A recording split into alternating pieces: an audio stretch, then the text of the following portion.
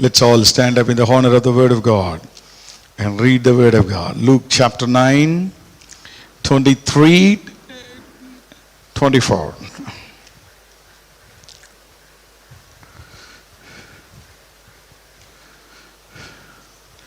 Then he said to them all, if anyone desires to come after me, let him deny himself and take up his cross daily and follow me. For whoever desires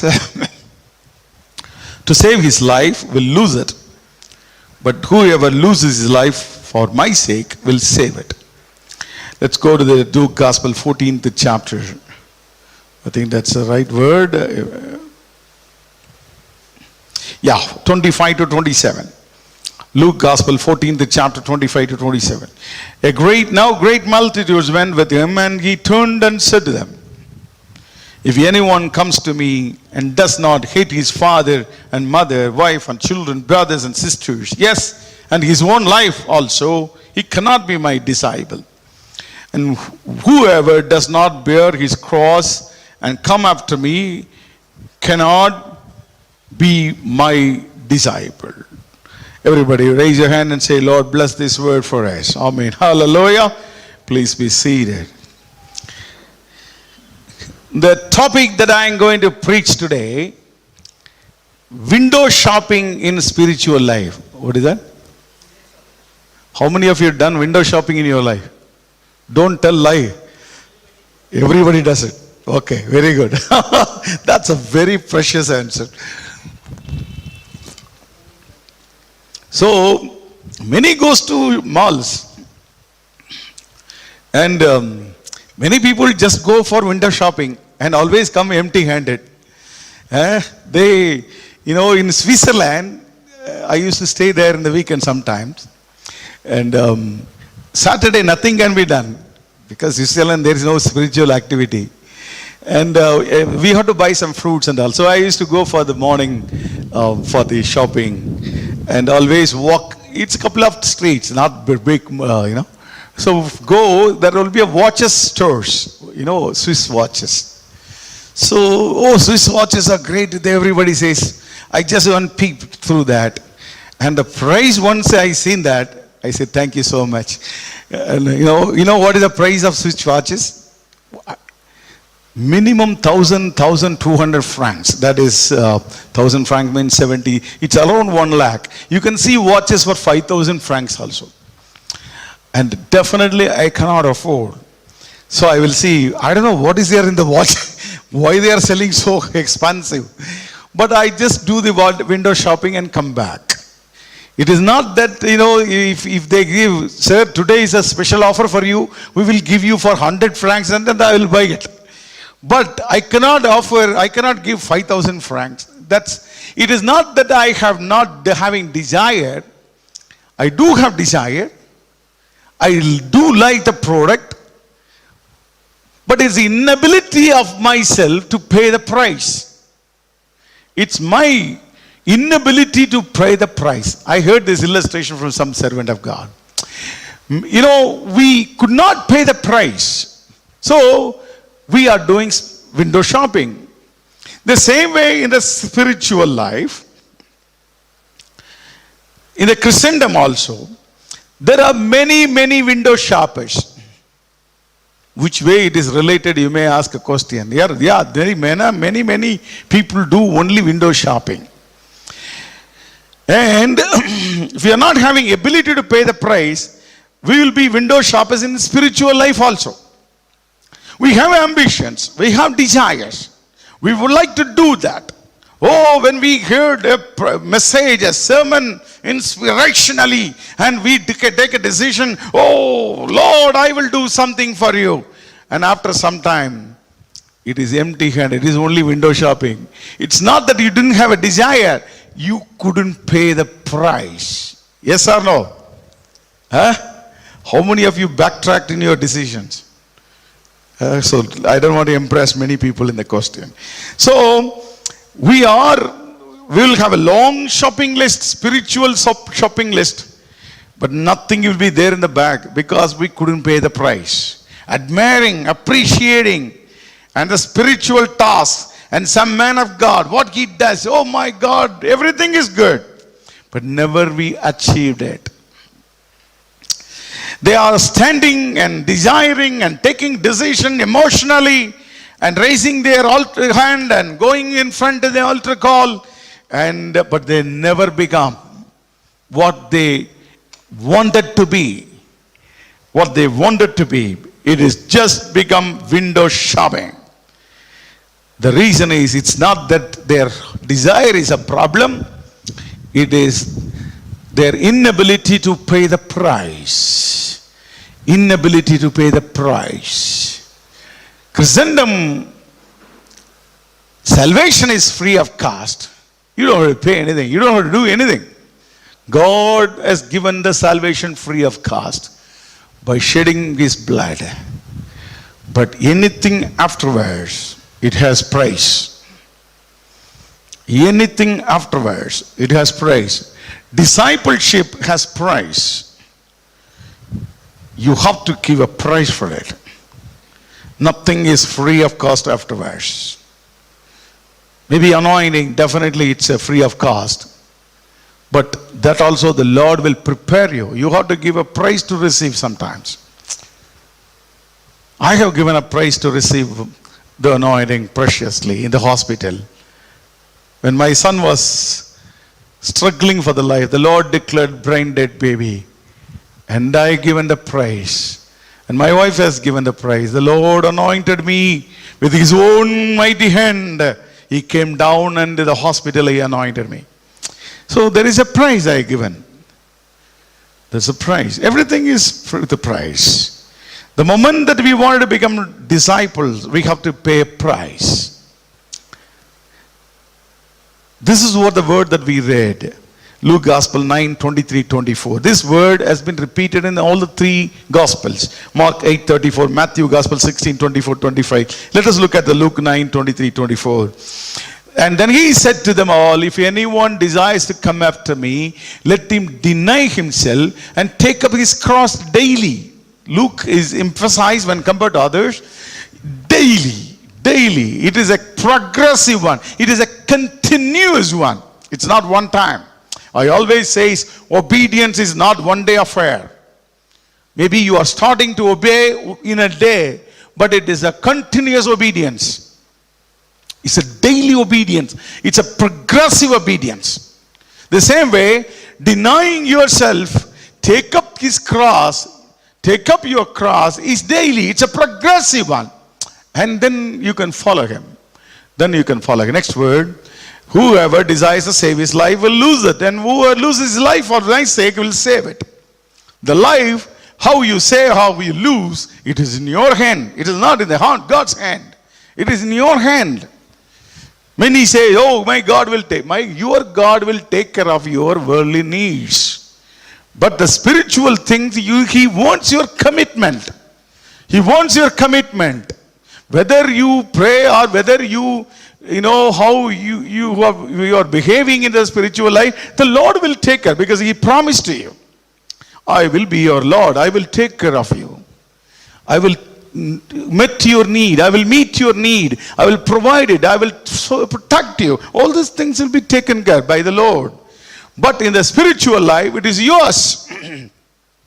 Many are not emphasizing this. Many are not able to understand this. Spiritual life, commitment, denying himself, following the Christ, taking up the cross, it is all your choice. How many of you agree with me? Hallelujah. Yes, it is not that somebody will tell you. It's your choice. It's your choice. It's all ability to pay the price. Why so much of shallow Christians today? Because they couldn't pay the price.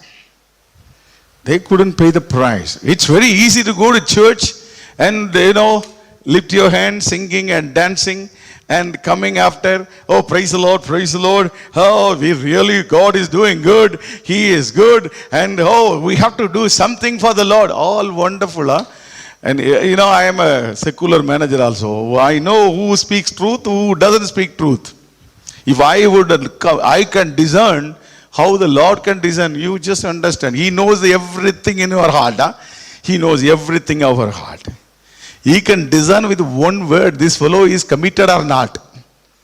And even though he is committed for a moment, he wanted to test him. Then only he will give everything. He is not just like that, give everything. And my brothers, sisters, it's all paying price. Many many stops their Christian life at salvation itself. Shallow life. And many remain as a spiritual babes, children crying for milk, crying for the worldly things. Every time, worldly thing, worldly thing, worldly thing. What for you prayed?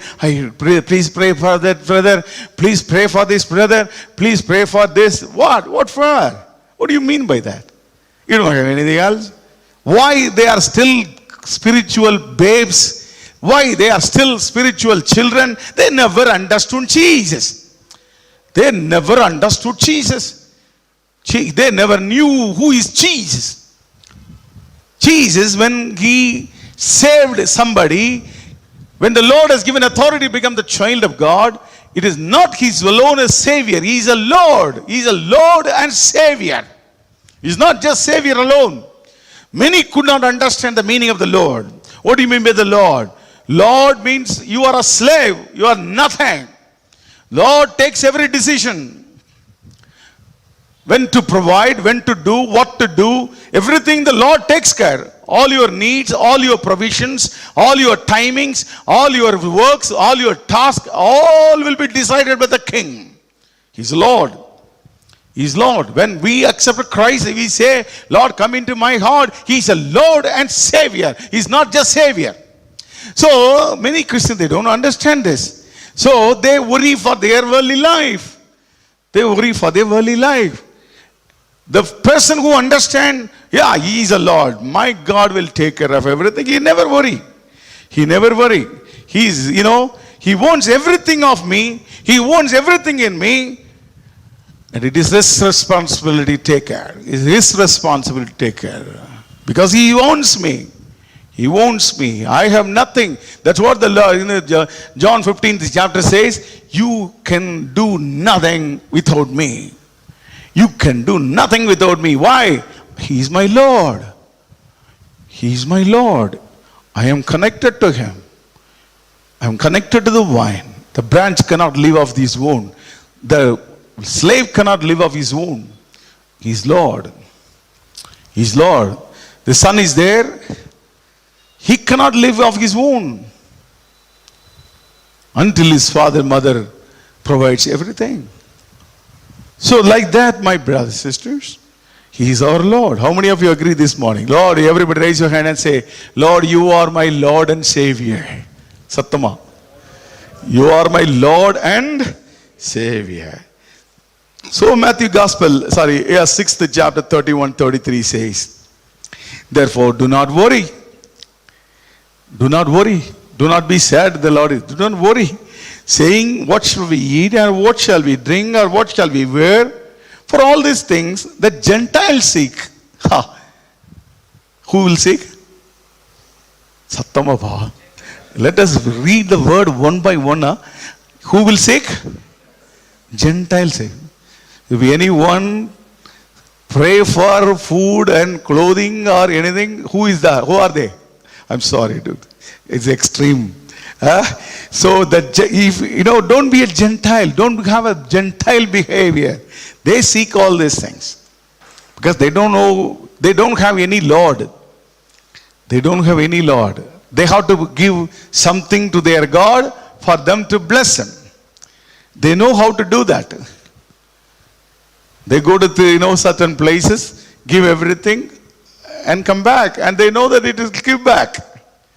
So unfortunately, many Christian servants making Christianity also like that. You give it to God, God will bless you. That is a pagan religion. Yeah, God will.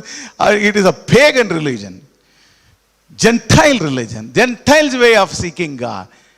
Our God is not like that. Whether you ask or not, He will provide. Amen. Hallelujah. Such a God we have. Hallelujah. Though after all this, Jesus Christ, very, very, how He is speaking. After all these things, Gentile will speak. For Heavenly Father, For your heavenly Father knows that you need all these things. You need it. You need it. He knows. And the Lord finished with that. But seek the kingdom of God and his righteousness, and all these things shall be added to you. It is not given unto you, added to you. Because when you become a child of God, your salvation ensures certain thing, that is eternity, a child of God. And the worldly things will be added unto you. Worldly things will be added unto you. Hallelujah. Hallelujah. So this kind of Christianity, you give something and you seek, you pray for worldly things, is all Gentiles' way of doing it. God, my God will take care. Amen. Hallelujah. That should be the faith. That should be the faith. That should be the faith. Everything will be taken care by my Lord. He knows. He knows better than you and me. And Romans 8 chapter 32 says, Romans 8 chapter 32, he who did not spare his own son, but delivered him up for us all, how shall he not with him also freely give us all things? He has given his own son for you as a propitiation, as a sacrifice. How come that Father God will not give all these worldly things for you? Amen. Hallelujah. When I preach this in America, they will come forward here, they will stand here. Hallelujah. God will give everything freely for you. So next to salvation, something is free. What is that? Worldly things are free for you. Whatever you need, the Lord will provide. Freely give it. All these things. And Romans chapter 8, 28 and 20. Romans 8 chapter, you should read very frequently. And we know that all things work together for good to those who love God, to those who are called according to his purpose, who are called by him and love God. Everything is according to his purpose. You have nothing to do with it. It's automatic. The autopiloting. Once the flight goes up in the 40,000 feet, they put it the autopiloting and they'll sleep. Only one person will be awake. They will eat, they will walk, everything they will do, the pilot. They don't do anything because all autopiloting. The machine will take care. The same way the Lord will take care of my life. How many of you believe this morning? No. Hallelujah. God will take care of my life. It's autopiloting. It's autopiloting. Whichever way you should go, how speed you should go, where to stop, where to go, what to do, when to provide, all will be planned accordingly. So, but still, why Christians are, crying for it? But they don't know all these things. And the servants of God are using that opportunity. Oh, come, give the seed. I will give you multiple seed. Oh, come, my God. I don't want to again and again talk about that. Christian life is a careless life. Carefree life. Sorry, not careless. Carefree life. Christian life is a carefree life. The Lord will take care. My heavenly Father will take care. My heavenly Father will take care. But in the spiritual life, the Lord is expecting you to pay a price. There is no compromise on it. There is absolutely no compromise on it. He is expecting you to pay the price. If anyone desires to come after me, let him deny himself and take up his cross daily. Take up his cross daily. What is cross? In your circumstances, you may have some issues, you may have some wants, you may have some needs, or your life commitments are there, your desires are there. Everything you deny, you leave it, you forget about all these things and say, Lord, I will follow you daily. I will follow you daily. That is the commitment. That is what that Lord wants you. That what that Lord wants it. So what is denying himself? It is detaching from all the worldly thing. Detaching yourself. Dismantling yourself. Whatever you possess, whatever the Lord has given unto you, The Lord wants you to come out of it. It's not the Lord has given something for you. For example, Abraham, the Lord has given a precious son in how many years old? 100 years old, after 25 years of promise. And he said, go and take him and give him as a sacrifice. Do you think the Lord really wants the sacrifice? The Lord wanted to test him whether he is still having heart on him or on me.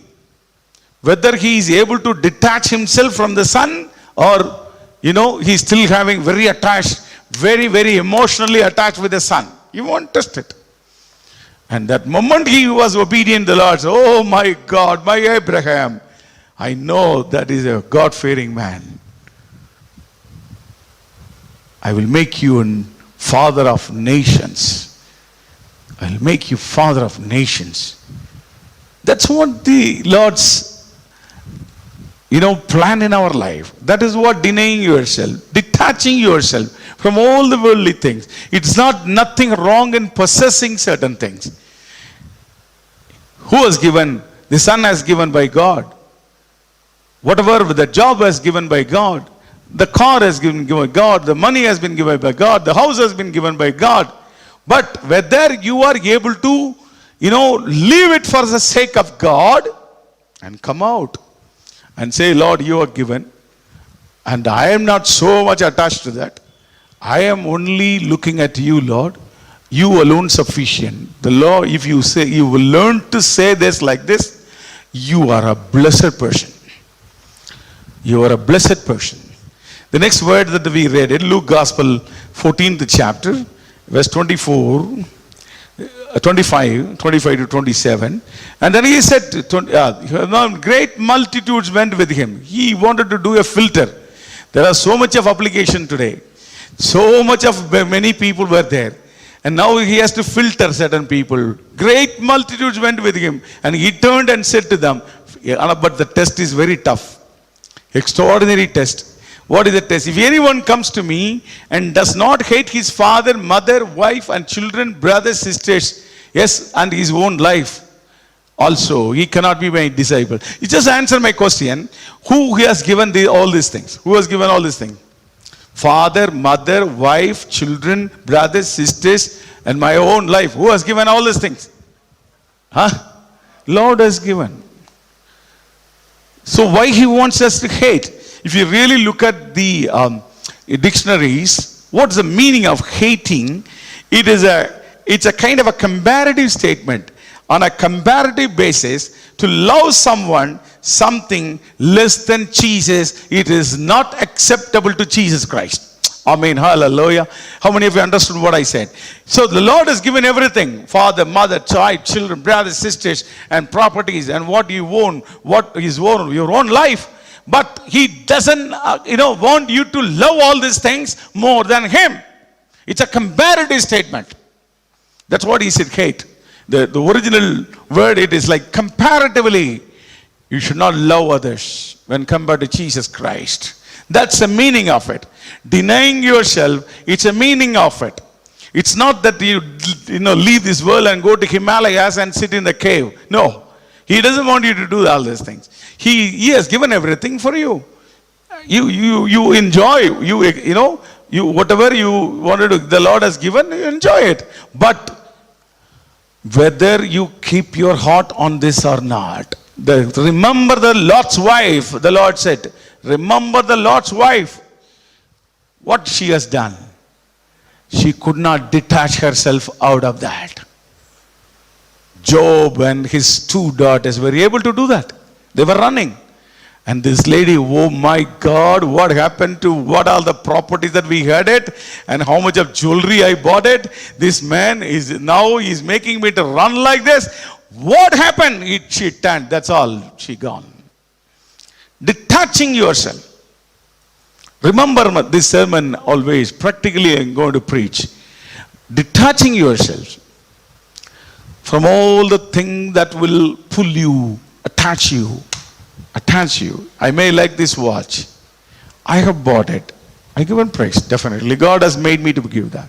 But I cannot put my heart. Sometime Nice shirt, I like it. Those days, nowadays I don't take anything. I don't go to shop at all. Only my daughter's wedding I've gone to shop. Otherwise I don't go. My son and my wife only given everything for me. And those days I like some shirts. Exclusively blue color shirts, I like it. And sometime that shirt alone, that lady who wash it, she will spoil. What is that? Other color will be put. I'll get angry. My wife says, probably you like this. You love the shirt more than Jesus Christ. Amen. Hallelujah. And then immediately what I would say, I have to put my head in like this. I'll come out, throw the shirt, give it to somebody. I cannot use it. So, even in the shirt, the Lord will teach you a lesson. Don't put your heart even in the shirt. Something you like it. And you cannot like anything more than me. More than me. I only given that. But I only spoiled it. Because I don't want you to go and love the shirt. Filthy shirt for some rupees we bought it. And you started loving it. Shut up, man. Come here. I will give you better than that. Hallelujah. So, my brothers, sisters, that is what Jesus, He wants you completely. The first priority goes to Him. The first love goes to Him.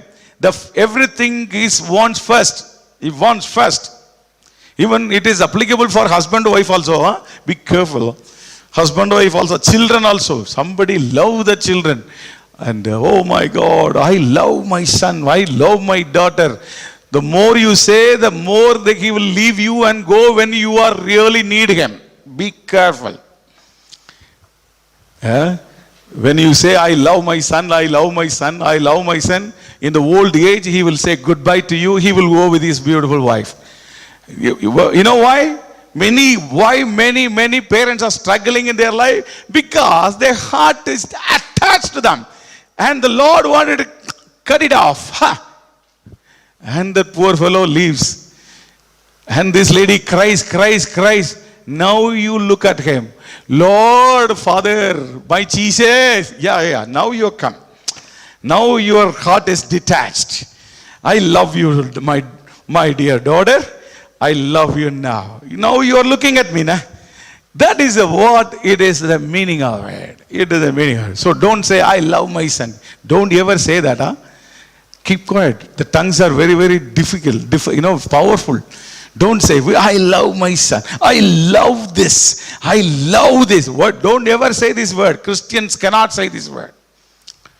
You cannot love anything more than Jesus Christ. The Lord is jealous God. He is like his father. His father is, don't ever love anything more than me. He said that the Lord is all, Jesus Christ is also the same thing. He cannot accept anything other than first love. That is what denying yourself. Denying yourselves. There are many things can hinder many people. Money is hindering. Wealth is hindering. Education is hindering.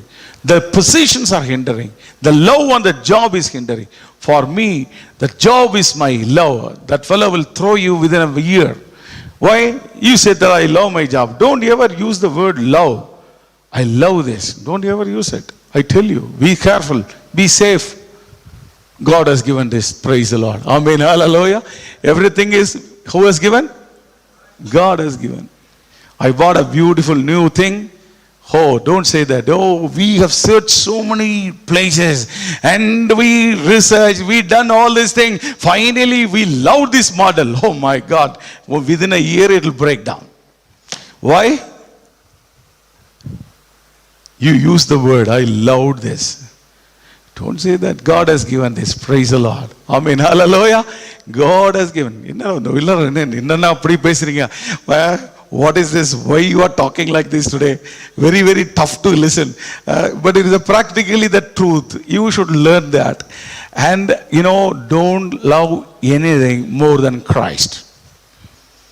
More than Christ. Everything comes next to Him. Everything comes next to Him. Everything comes next to Him. My brothers, sisters, many believe all these things. A young man came to the Lord Jesus Christ. Lord, I want to seek the eternity. Help me, Lord. He said, follow every commandment. He said very religiously, Lord, right from childhood I am doing all these things. Very good. Then still I find something wrong with you. One thing, go and sell everything, give it to the poor, then you follow me. You know what the Bible says? He returned back sadly because he is a rich man.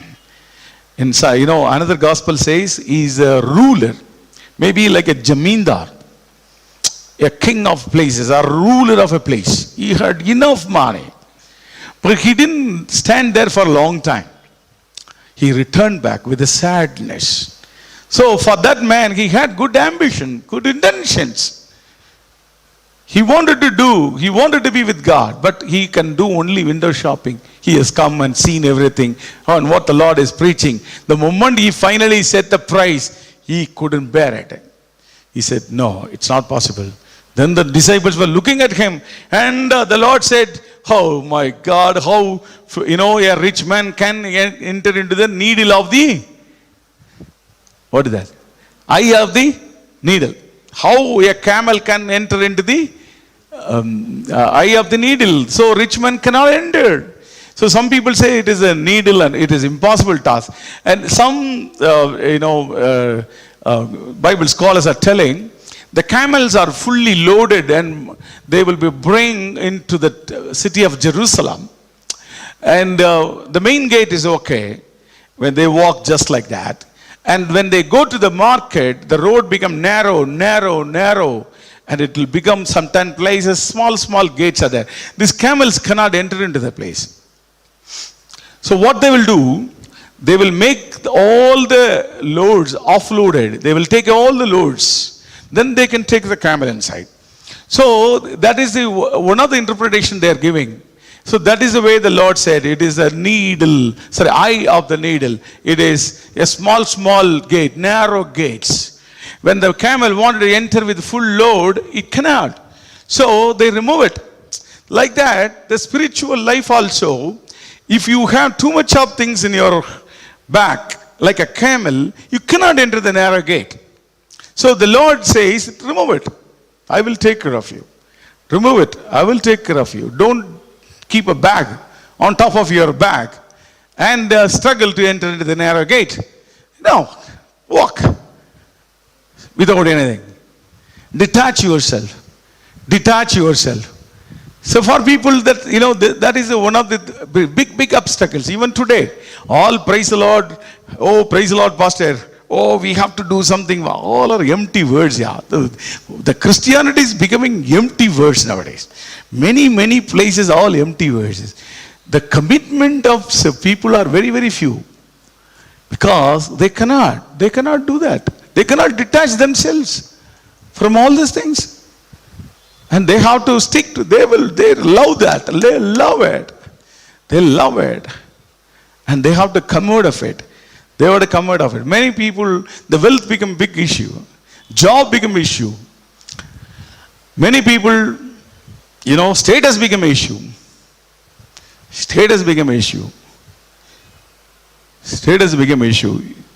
And whether you can leave it or not, the Lord will test it. See, earlier, I'm a man who eat, in 5-star hotels. I don't take anything from the roadside. Everything should be neat and clean for me. That is my basic. Although I am not born in such a family, I am born in a village, but I become like that. But you eat in the 5-star hotel, next day I will be standing in the village and eating the food in a humble, simple, and sometimes dirty places. The Lord tested me. Whether you are able to eat here also. Yes, I am able to eat, Lord. Yes, fine. Done, my son. You have passed the test. I can do that. Even if it is surrounding completely dirty sewage, also I can eat the food. It's full of flies died and floating in the chicken Colombo, chicken curry, also I can eat. Because I learned to detach my heart from all the facility has been given unto me. I detached. So God has said, no, son. It's okay, son. Very good. You can manage. So I can manage the village very nicely. It will be very, very filthy sometimes, but it's okay. Hungry stomach, so I have to eat something. Definitely I was able to do that. Detach yourself from worldly things. Detach yourself from all the wealth and all the stuffs. Detach from, yourself from all the father, mother, wife, children, brothers, sisters. And yes, it's your own life also. Oh my God, some people they are worried about their life. What life? Yeah? Worried about their life. Worried about their life. One lady recently I interviewed, and she says, until October, until I take my second jab, I cannot come to office. If you give me a job, I can come only after so and so months, then only I can come join. I said, you keep it to your home and be happy there. And if your commitment is not there, I'm not telling you should come, force you to come, but in few days you should be able to come. And if you're not willing, then forget it. Then forget it. We will take care of something else. And they are afraid, they are loving their lives. They are loving their life, they are not able to come out of it. They are not able to come out of it. So, the Lord says, anyone comes to me who loves his father, mother, hate means, you put that word. Hate means, literally hate means, it is appropriately, don't leave your father, mother, wife and children. And one day I go to Himalayas, I wear what is the dress? And sometime I call my wife, Joe, sometime, everything is okay. Glad he's up. No, that is not the life. He doesn't want you to hate everything. He wants you to detach yourself and love more Jesus than them. That's it. And father, mother, wife and children, brothers and sisters. Yes, your own life. You cannot be my disciple. The Lord said, you make everybody as a disciples. You make everybody disciples. You know the Matthew Gospel 28:19.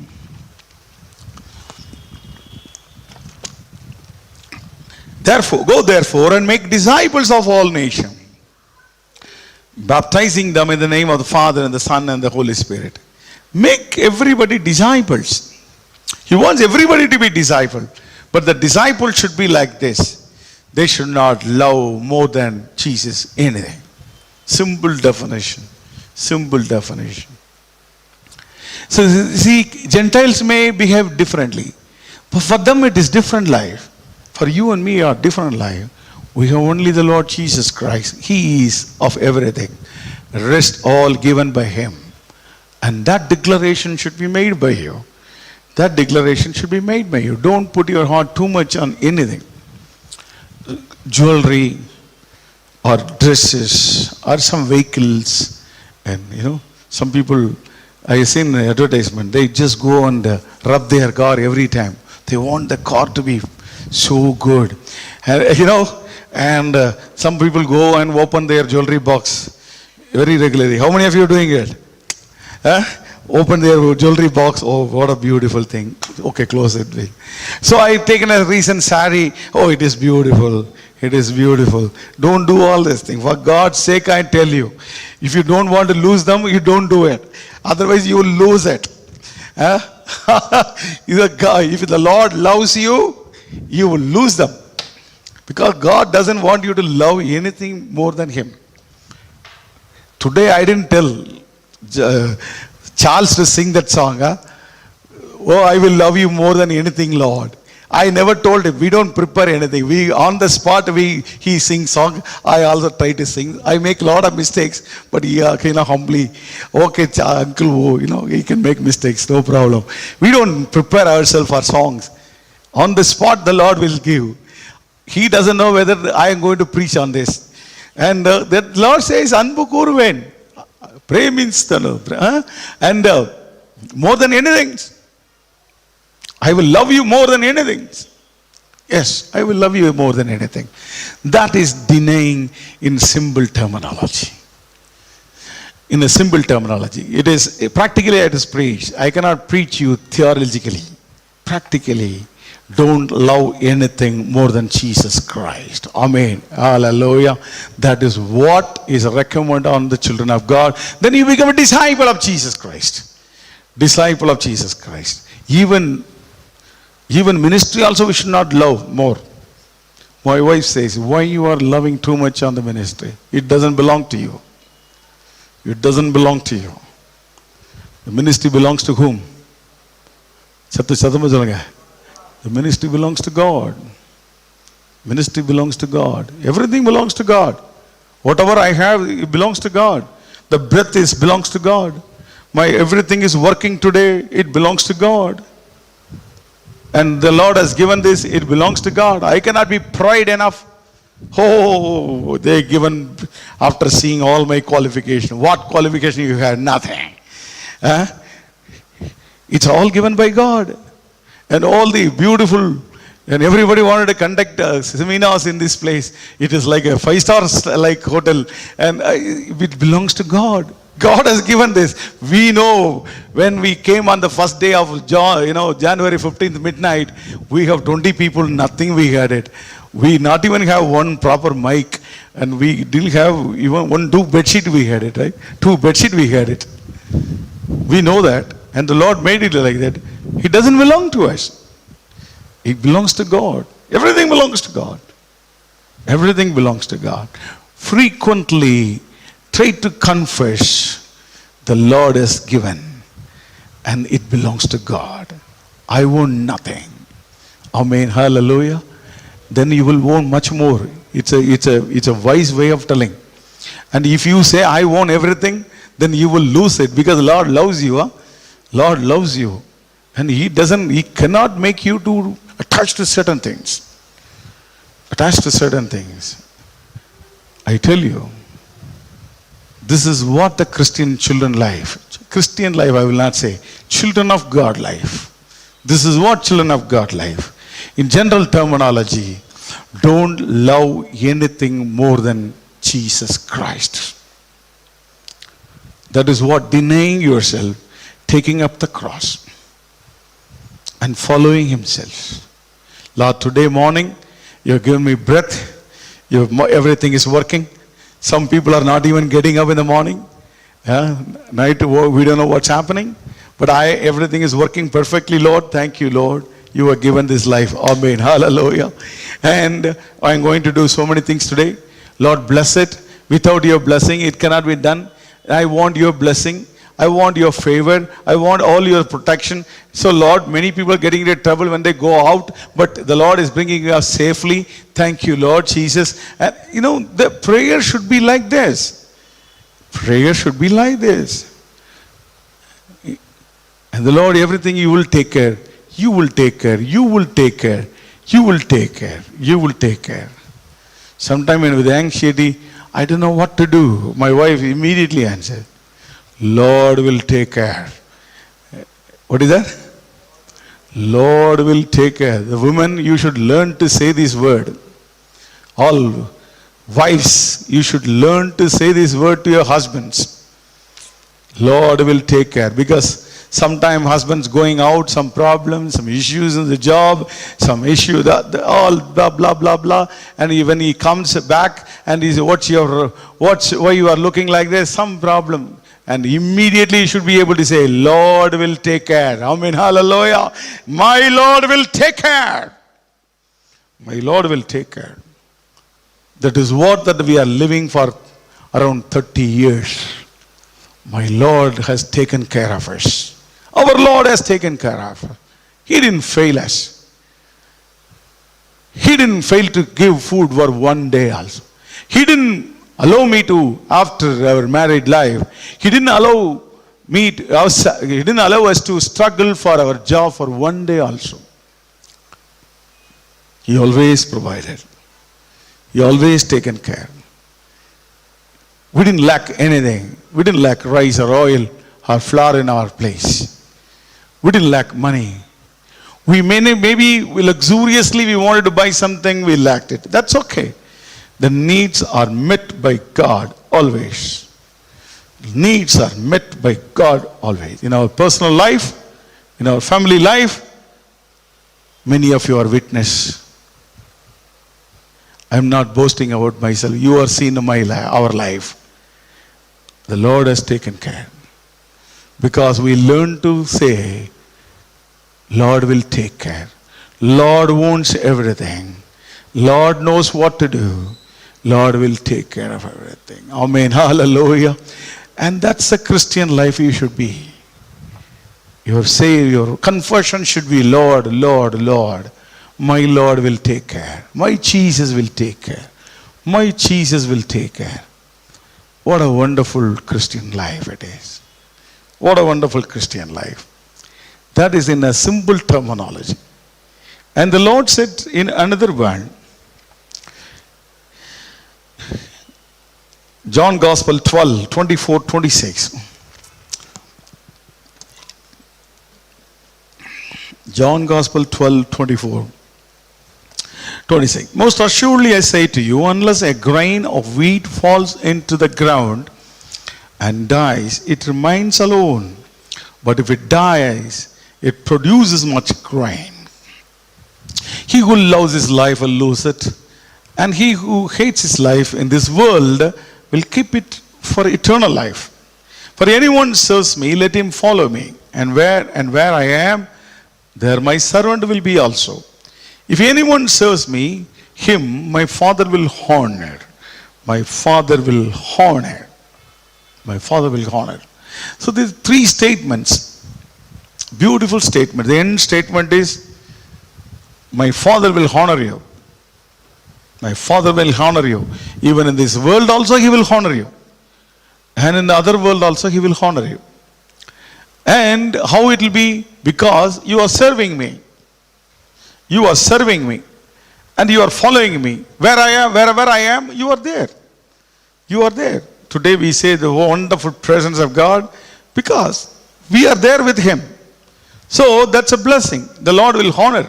The Lord is honoring us. So how it is being done? Previous word. And he who loves his life will lose it. And he who hates his life in this world will keep it for eternal life. Don't love anything yours. That is whatever I preach today.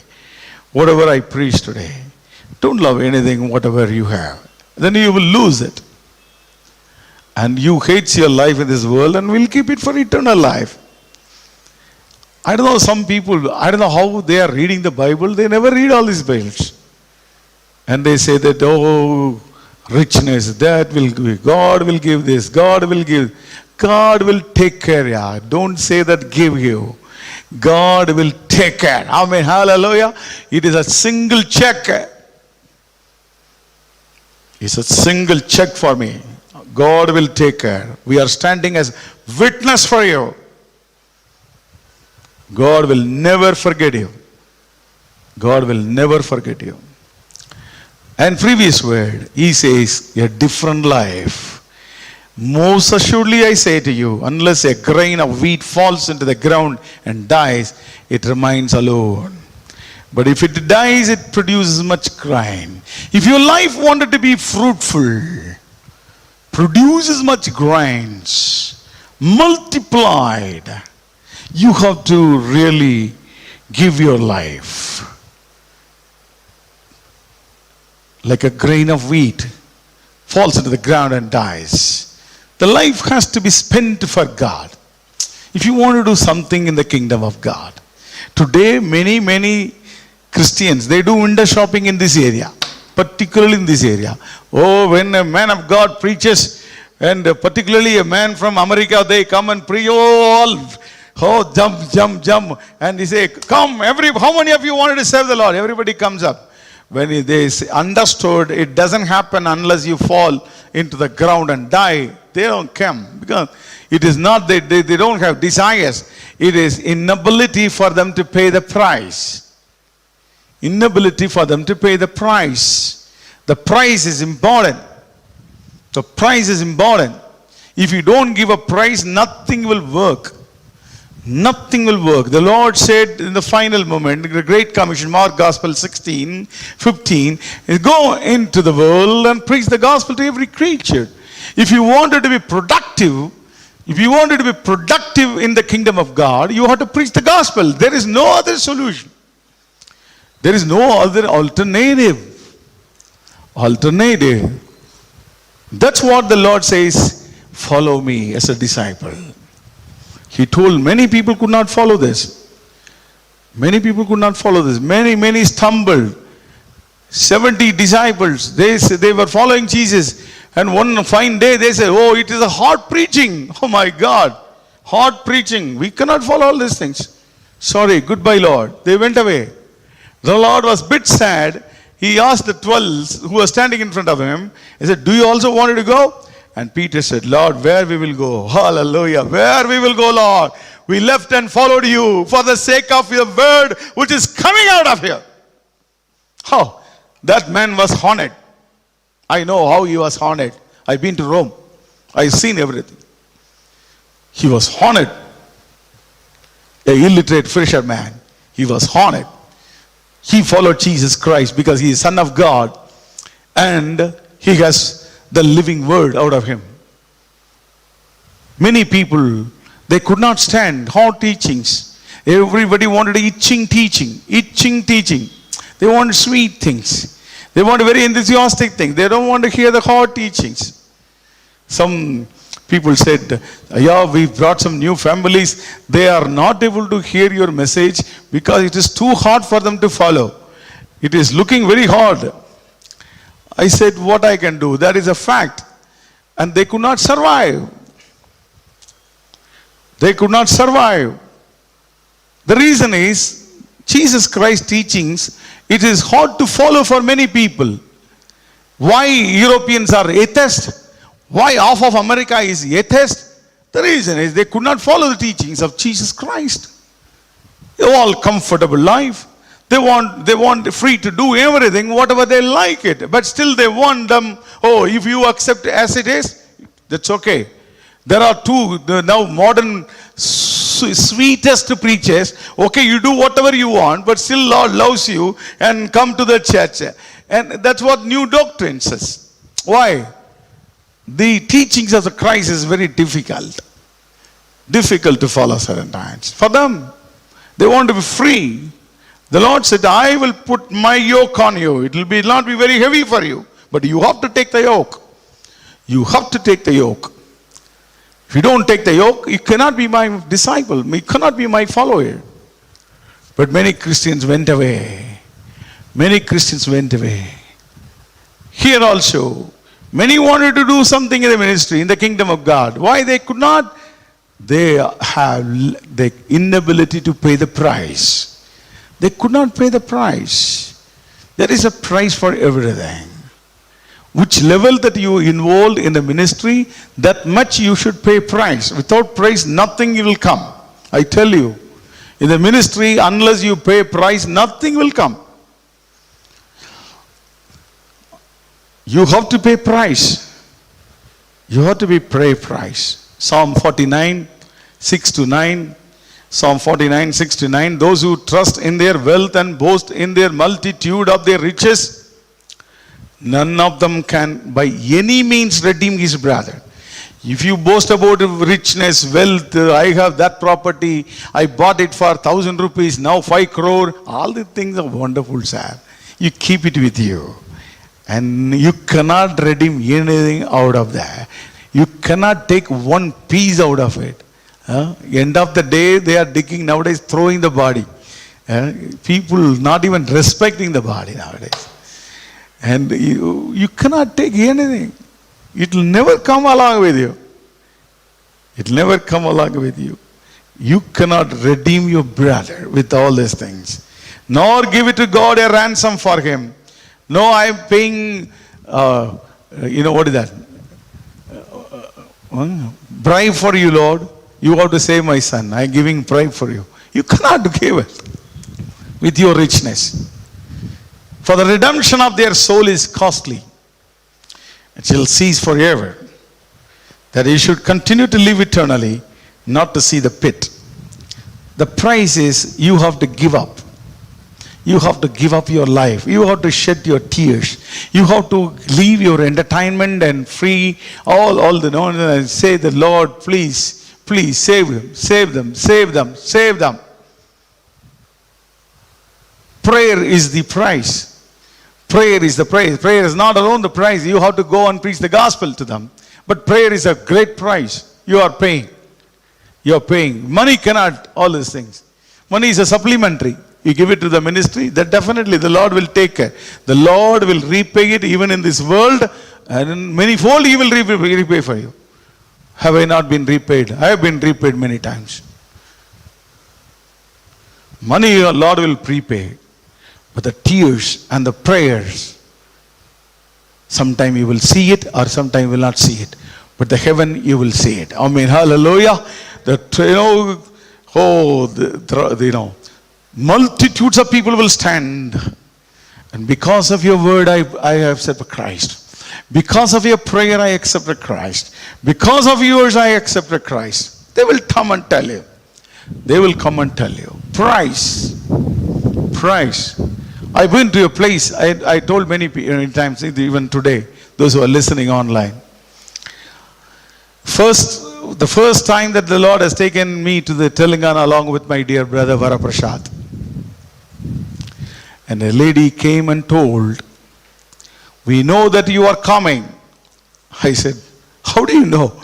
You are nowhere related to me. I am from southernmost part of India. I am an IT fellow. How do you know that I am coming to your village? And the lady said, there was a Bible woman in this place long back. She lived in a hut. She prayed. She could say only few families, including our family. She was praying. I don't know what's her name also. And during that lady, she invited one person from Godavari district to preach the gospel. That man came and prophesied. A man of God will come from the southernmost part of India. When he put his feet in this place, a great revival will break out. That's what he prophesied. Amen. Hallelujah. Ujiva means revival.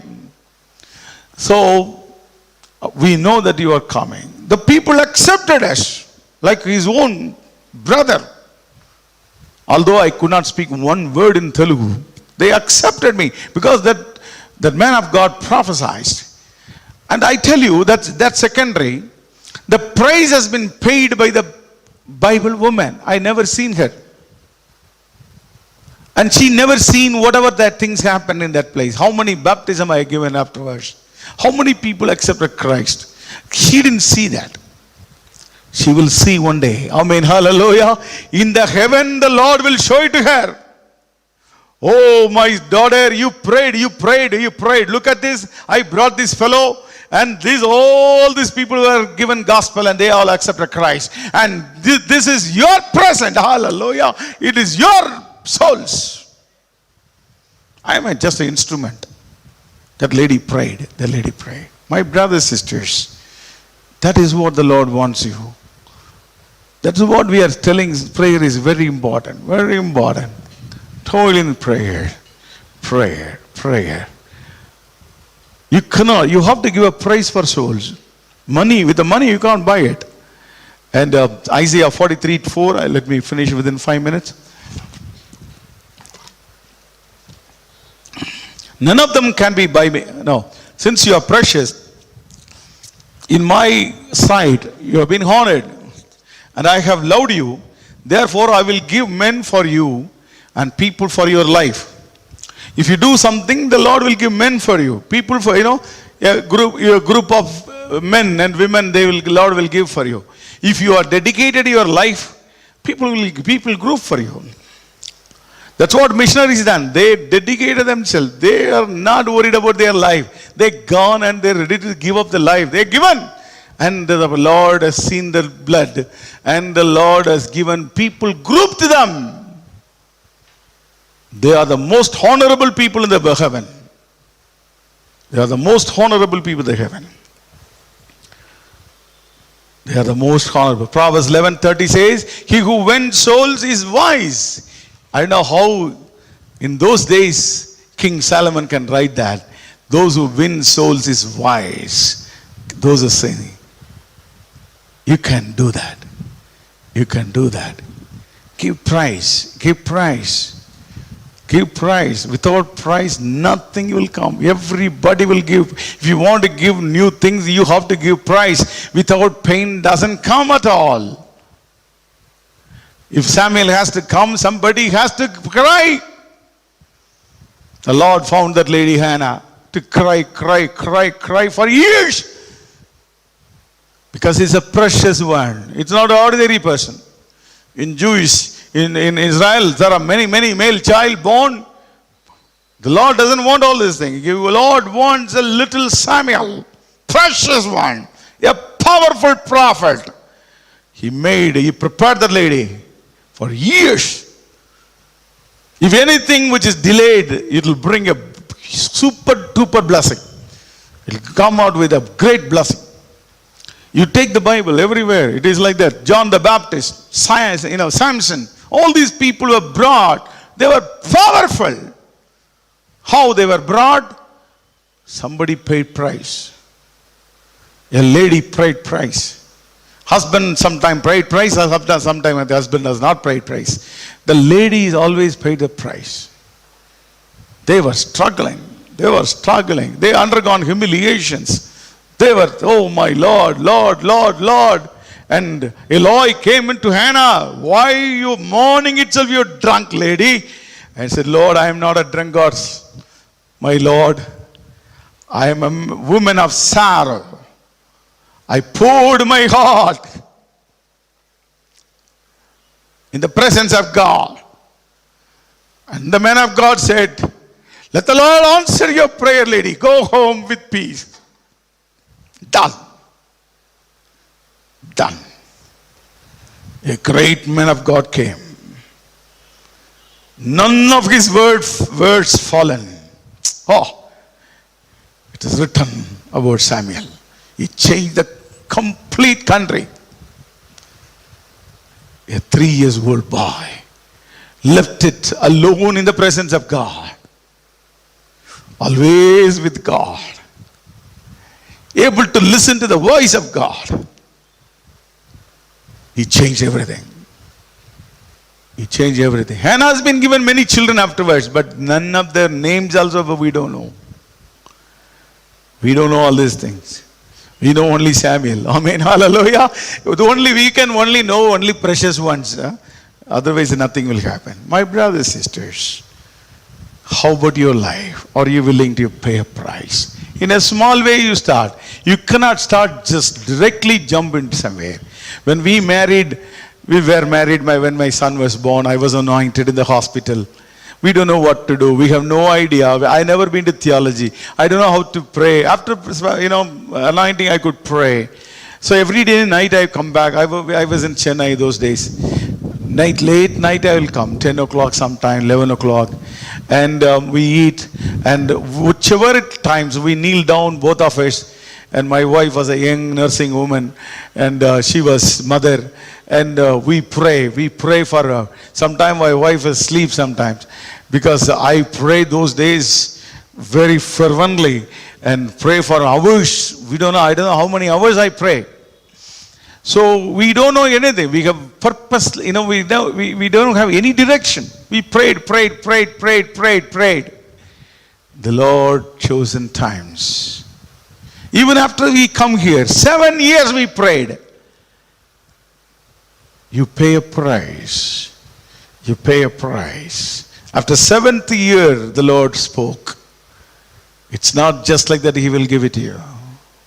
You have to pay a price. Because important thing, the souls are expensive. Souls are costly. The devil is holding them. We are blessed people that we could easily find it because we prayed earlier also. Now also we are praying every day. So we are able to get souls very beautifully.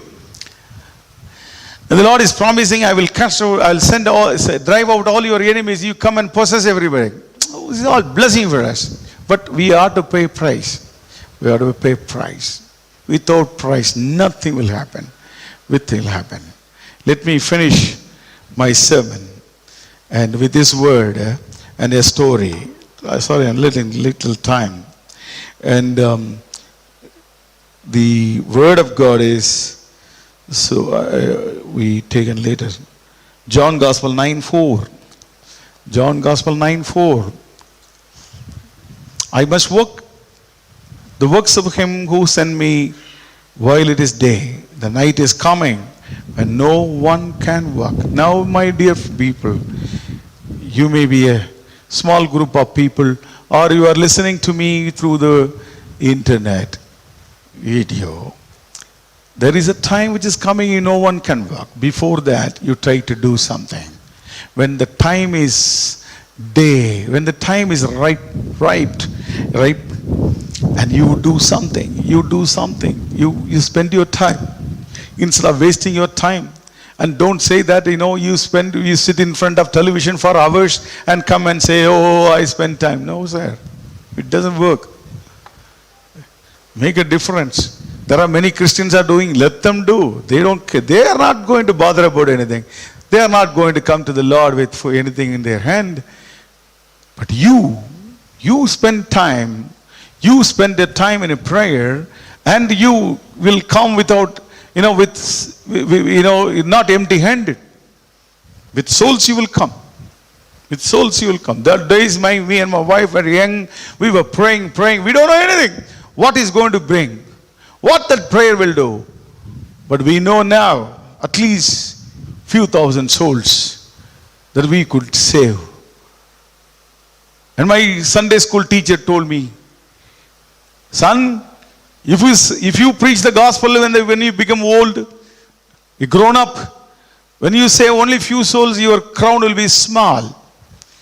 When you say so many souls, the Lord will give you a big crown full of diamonds and full of stones.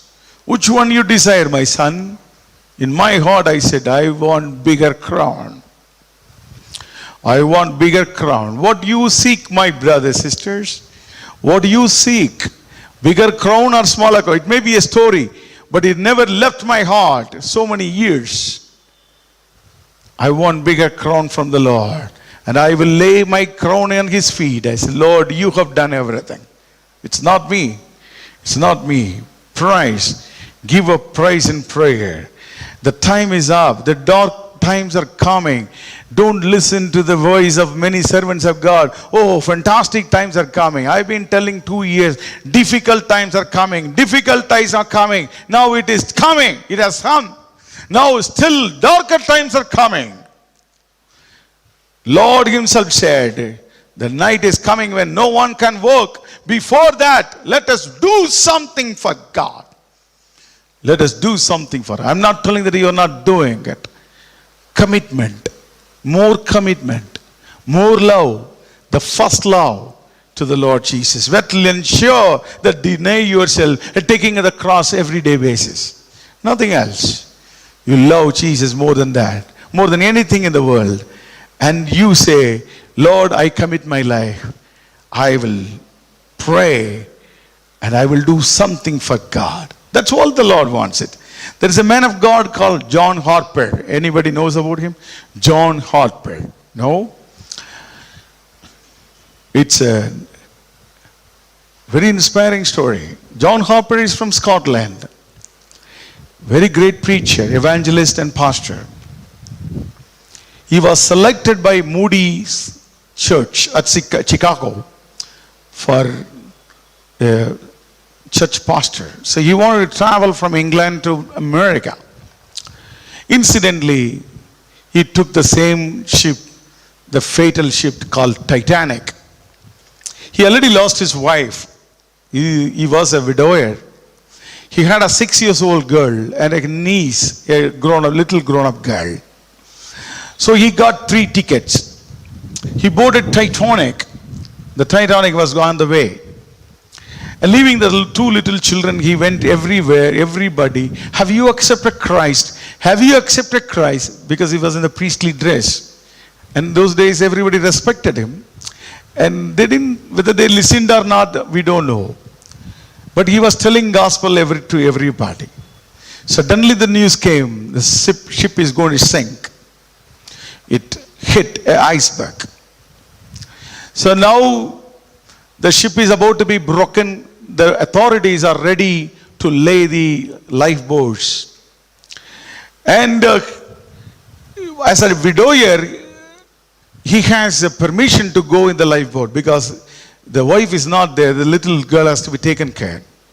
But you know, John Harper, what he has done, he took a blanket, wrapped her daughter, kissed her, and threw her into the lifeboat. And throw the knees also into the lifeboat. And said, goodbye, my darlings. I will not see you anymore. And he could not stand in that place. He ran to everybody.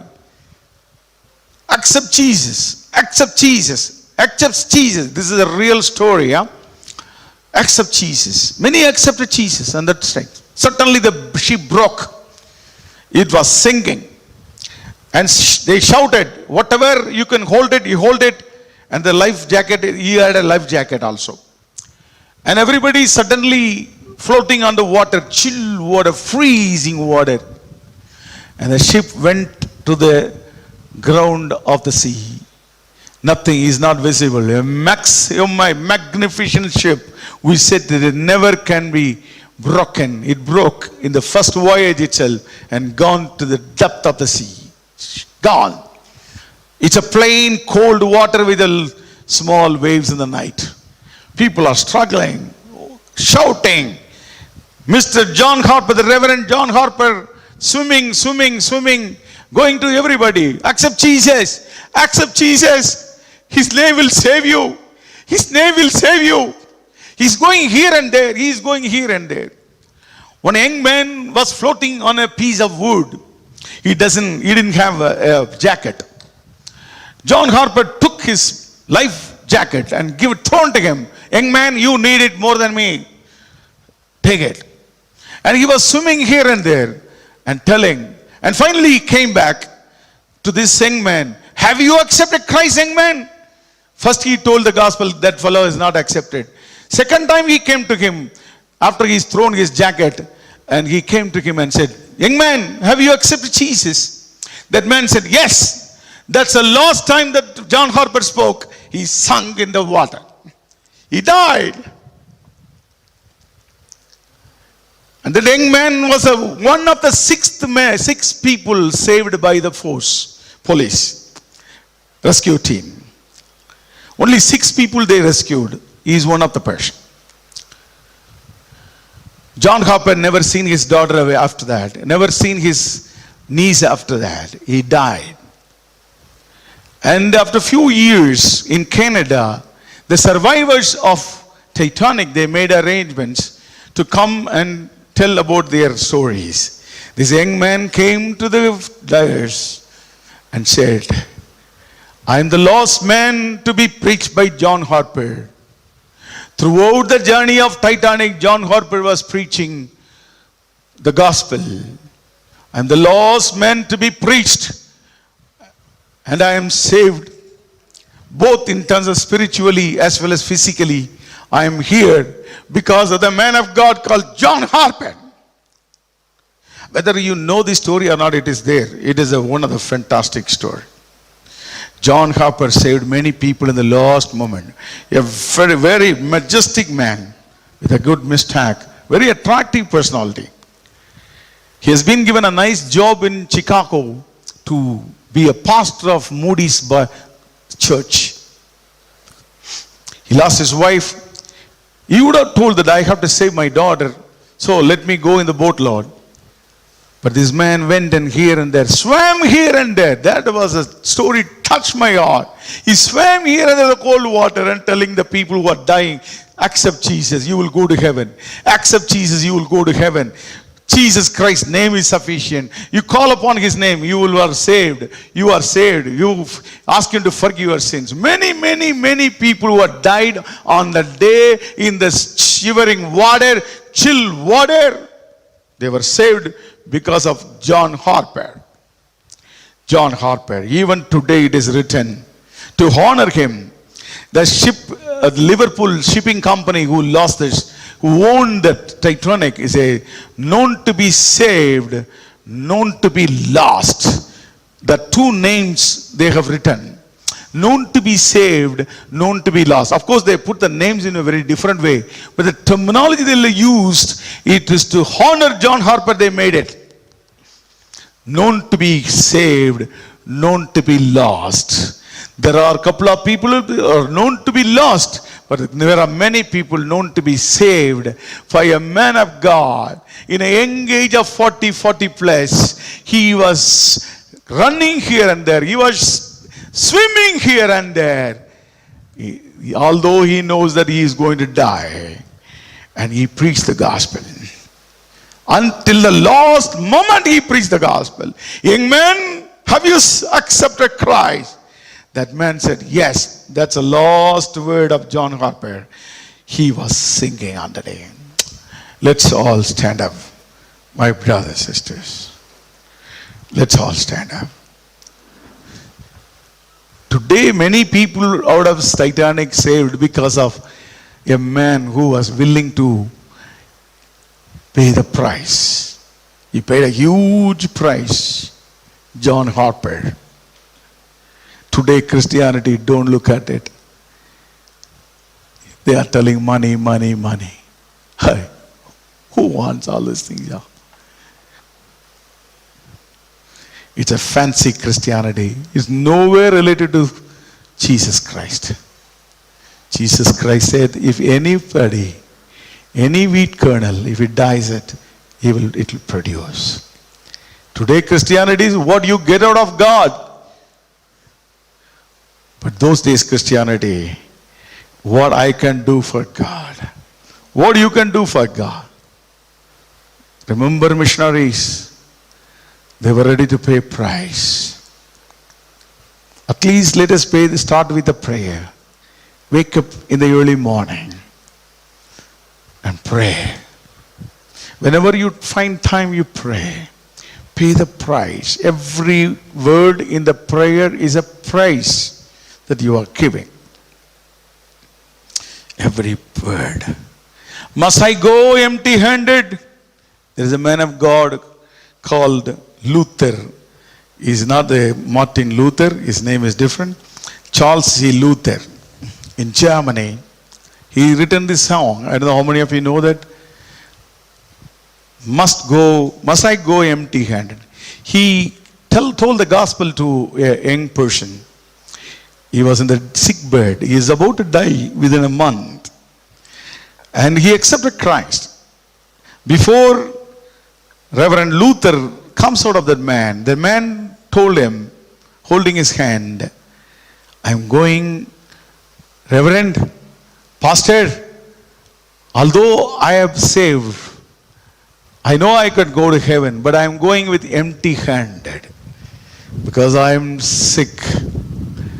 That word touched the man of God. He came and wrote this beautiful song, Must I Go and Empty-Handed. It has been translated in all the languages of the world. Must I go empty-handed? Thus my Redeemer, my dear Redeemer meet. Not one day of service give him. Lay no trophy at his feet. Must I go empty-handed? Must I meet my Savior so? Not one soul with which to greet him. Must I empty-handed? Empty-handed. Let us not go to empty-handed. Let us spend more time. There is a time of darkness is coming. There is a time that you and me cannot work on is coming. And there is a time that we cannot do many things are coming. It's a lost opportunity is going to be given very soon. A bright opportunity. Work among revival. Work in a long time revival. That is called the Gentiles time. The Gentile will accept Christ. And that is a lost time given preciously, graciously. And you be prepared. Pray now itself. Pray. Pour your heart into in the presence of God. And empty-handed, we don't want to go. I don't want to go. How about you? I'm sure that you will also, Lord, you don't want to go empty-handed. Empty-handed. Let us all go with a handful of souls to him. And my dear Redeemer will stand and he will hug me. He will kiss me. He will lay a crown on my head with full of stones. And I will remove it and I will lay at his feet and I will prostrate before him. Lord, it all you, Lord. Hallelujah. Your blood has saved people, not me. Not me. Not me. I only paid the price in prayer. And I only preached the word of God. Oh Lord, thank you.